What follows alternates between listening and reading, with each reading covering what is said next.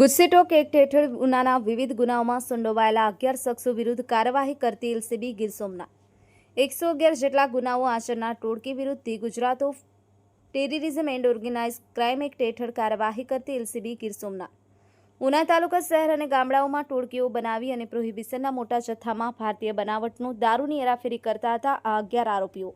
આ ગેંગનો મુખ્ય gang leader રસિક ઝીણા બાંભણિયા રહે અંજાર તાલુકો ઉના ઘણા વર્ષથી હરિયાણા, પંજાબ, રાજસ્થાન, કેન્દ્ર શાસિત પ્રદેશ દીવ અને દમણથી દારૂ મંગાવી અને ગુજરાતના અલગ અલગ વિસ્તારમાં વેચાણ કરતા હતા.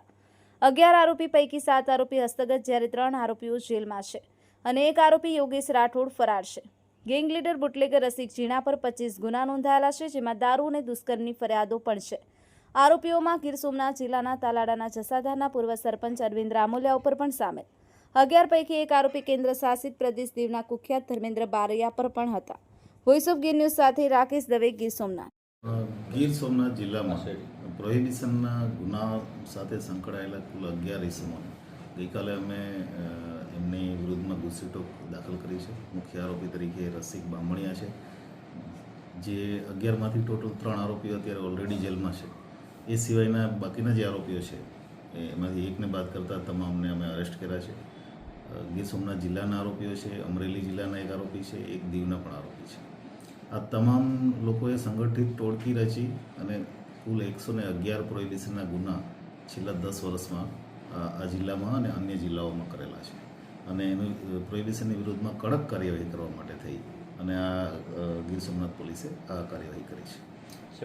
અમે 11માંથી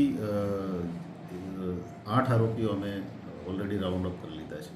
3 આરોપીઓ અમારા જેલમાં છે અને આગળની જે કાર્યવાહી છે ડીવાયએસપી ઉના તપાસ ચલાવશે અને આગળની જે પણ કાર્યવાહી છે એ ડીવાયએસપી ઉના એની કાર્યવાહી કરશે.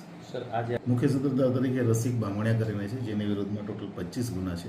એ અત્યારે જેલમાં છે 376ના કેસમાં અને એ મુખ્ય સૂત્રધાર આ બધાના ગેંગ લીડર તરીકે કામ કરતા. પ્રેસ નોટમાં અમે બધી ડિટેલ આપી છે, પણ આજે આમાં જેટલા પણ ગુજસીટોકમાં નિયમ જે છે એ મુજબ આ તમામ આરોપીઓ વિરુદ્ધ આ જિલ્લામાં અને અન્ય જિલ્લાઓમાં અનેક ગુનાઓ દાખલ થયા છે. 11 આરોપીઓથી વચ્ચે થઈ અને ટોટલ 111 ગુનાઓ દાખલ થયા છે. એટલે તલાલાના 2 આરોપી છે એની વિરુદ્ધમાં પણ ગુના છે અને ગુના પણ એવા છે જે મોટા પ્રોહિબિશનના જથ્થા સાથે પકડાયા હોય.